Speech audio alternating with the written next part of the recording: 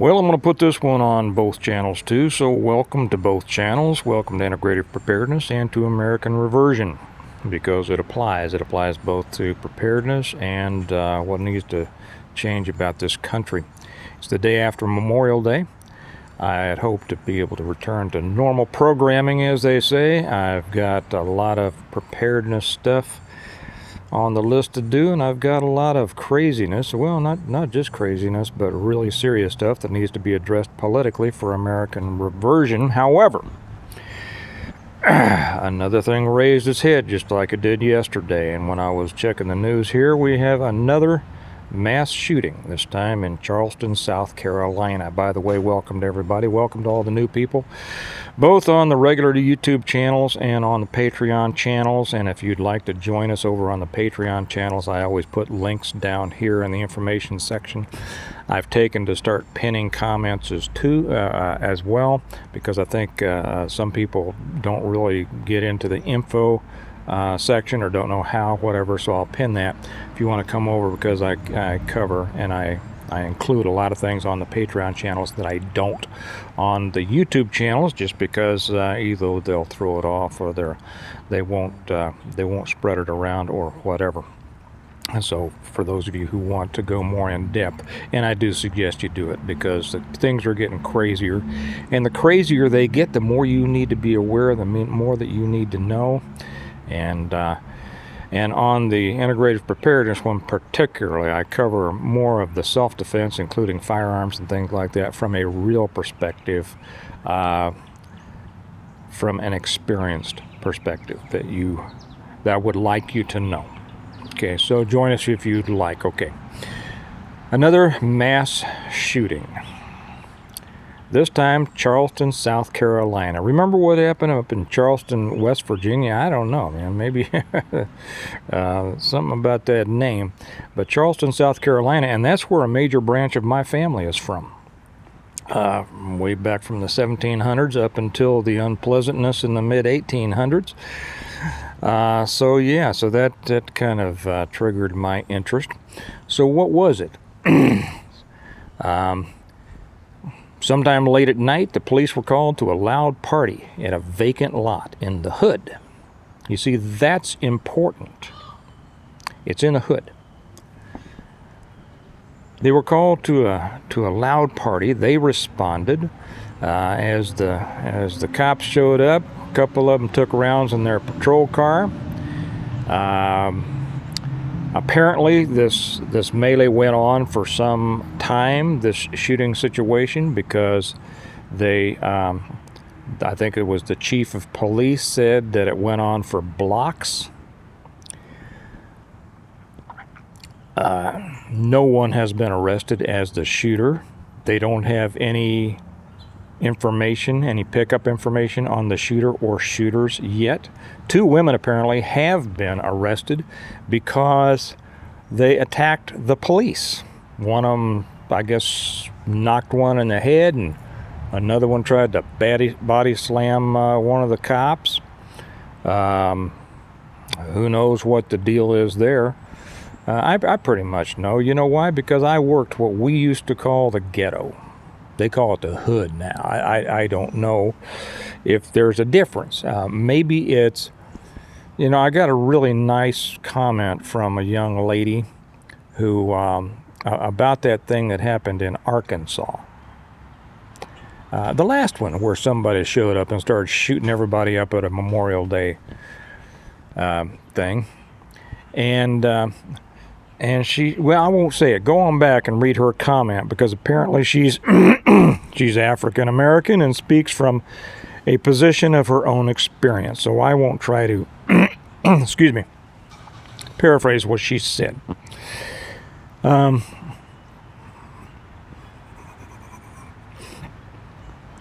Shootings happen all the time. Do you know where they happen? For the most part, they happen in the hood. Oh, I know what I started to say. I don't know if there's a difference in how people refer to it. It seems, from what other people have said to me, friends of mine who should know, that the hood is more a location, whereas ghetto more of a behavior. I don't know. Somebody clear me up on that if you would like to. So 10 people get shot in this deal in Charleston, South Carolina.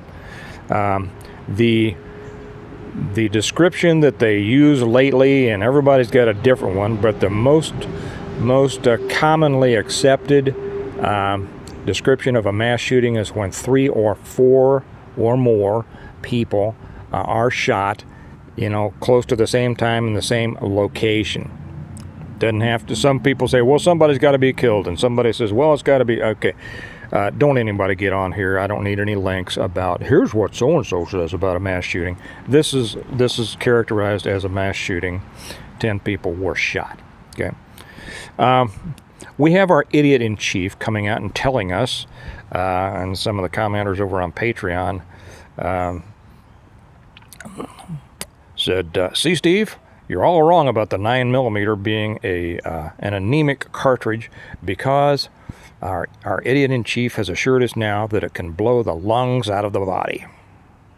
These are the kind of people who are setting our laws, who are running our country. When smart people don't get up and make noise and do something about it, that leaves the idiots to drive the narrative, doesn't it? And that's exactly what happened. We have people running things in our country, in the government and the media, without a clue as to what they're talking about. They are full of ideology, they are full of their opinion, and they're full of BS, and okay? And these people are running it. This is why it's important, and I know everybody on American Reversion understands this, but a lot of other people don't. This is why it's important to be involved in the fight politically. Now, there will be some people that say, I've given up, I don't, okay, you don't want to be in a fight, don't be in a fight. These things happen all the time. And I was getting back to what I said. I was on the street for a long time. Interestingly enough, the other day I got a number of comments when I forget which one it was, when I was talking about the police. Oh yeah, about the thing in Uvalde. I got people telling me that how much they hated cops, and cops can't be trusted, and cops are just terrible, and everything like that. And then I got other people saying, you shouldn't talk bad about the cops, you talk about it. Something that they both had in common? None of them had been cops.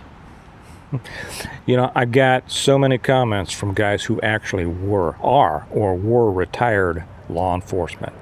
Every one of them said, you are exactly right. What you said is exactly right. You see, I'm not a homer on this. I'm not going to stand up and support bad behavior by law enforcement. I didn't do it when I was on, and I don't do it now. I spoke up when I was on, and I speak up now. Okay? Nor do I say that they're all wrong, because not all of them are bad. A lot of the good ones have gone, but back in my day, there were a lot of people who were there for the right reason. These were some of the most caring individuals. I'm sorry if you had a bad situation with a cop. I'm sorry. So did I when I was young, all right? When I was a young wise ass, I did too. I got straightened out a couple of times. But most of the guys were good guys, and there's still some on, though fewer.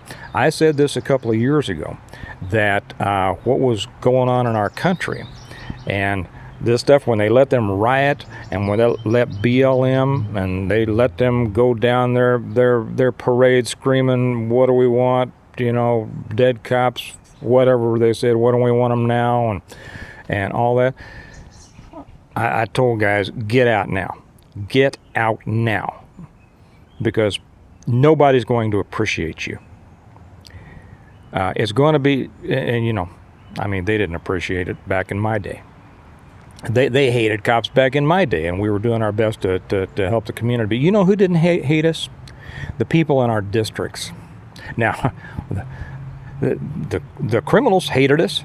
But I could get out of my car and I could walk down the street in the middle of some of the worst areas in Kansas City, and I would have mothers and fathers, and give me waves, and glad I was there, because that's the way we did it in the old days. And now they tried to call it community policing later on, trying to get guys out of their cars who started just being in their cars. That's not the way it was in my day. We knew everybody in our district. We knew all the store owners. We knew everybody who was supposed to be there. We knew who lived where. We knew what kids belonged where. We knew who was in jail, out of jail. We knew who needed a little special, watching. That's the way we ran our districts, because we were a part of the community. We felt that we were a part of the community. It's the same way that a lot of local sheriff's departments do. Now, the smaller areas do. And I know there's probably some bad ones out there. I don't know. I don't know them all. And neither does anybody here. So they're not all bad and they're not all good.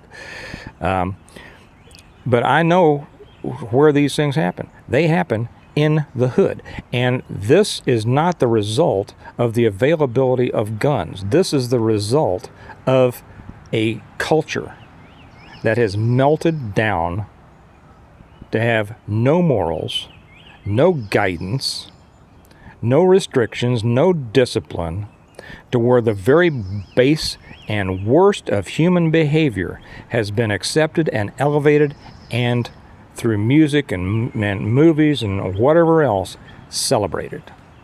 The gangster lifestyle, the thug lifestyle, this is responsible for more shootings and killings than anything else in the world. The number of people who are killed or shot by these so-called mass shooters, like we have seen at Uvalde and Buffalo, New York, and on these, the ones that make the news, the numbers of people who are shot or killed in those, as horrible as it is, pales in comparison to what happens every day and every night in every single city of any size in this country.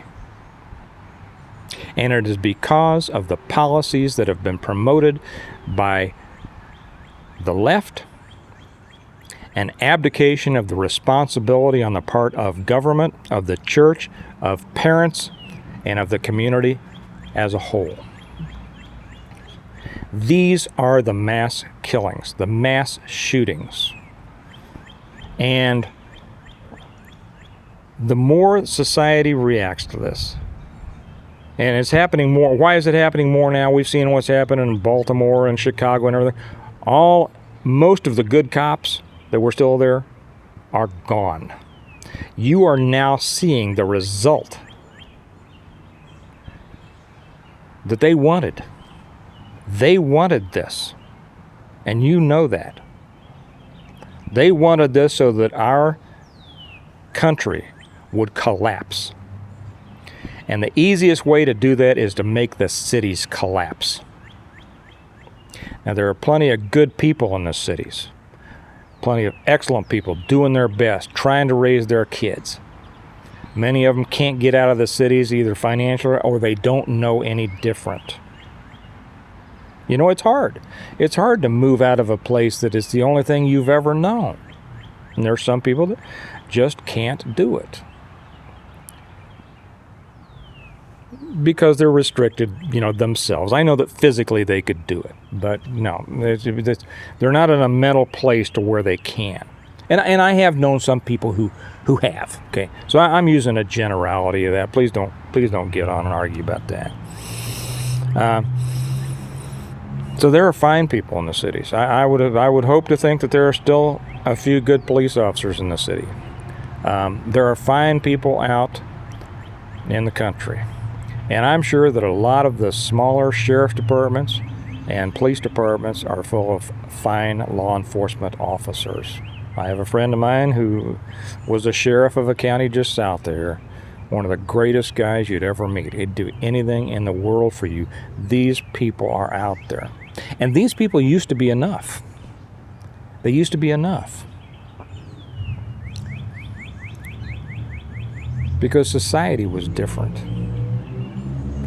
What we have here, this mass shooting in Charleston, South Carolina, and the one that will happen again tonight in Chicago, and the one that will happen again in Baltimore the next night, in D.C. the next night, in L.A. the next night, in Atlanta the next night,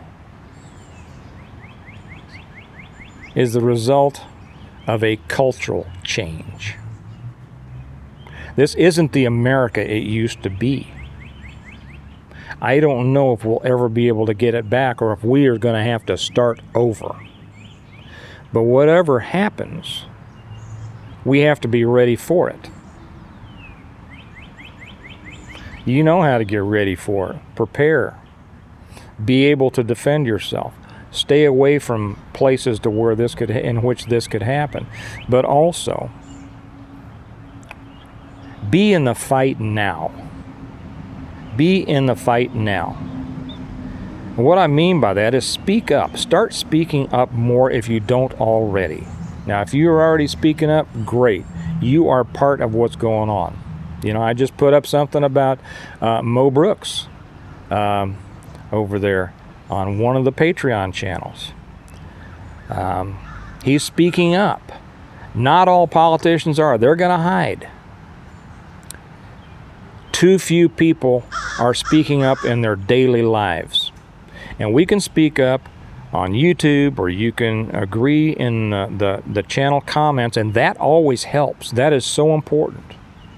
Because the more you comment, the more you share, the more thumbs up you give on my channel or any of the other channels that you like. You know, could be Zombie Farmer, could be Guns Coast to Coast, could be Real World Prepper.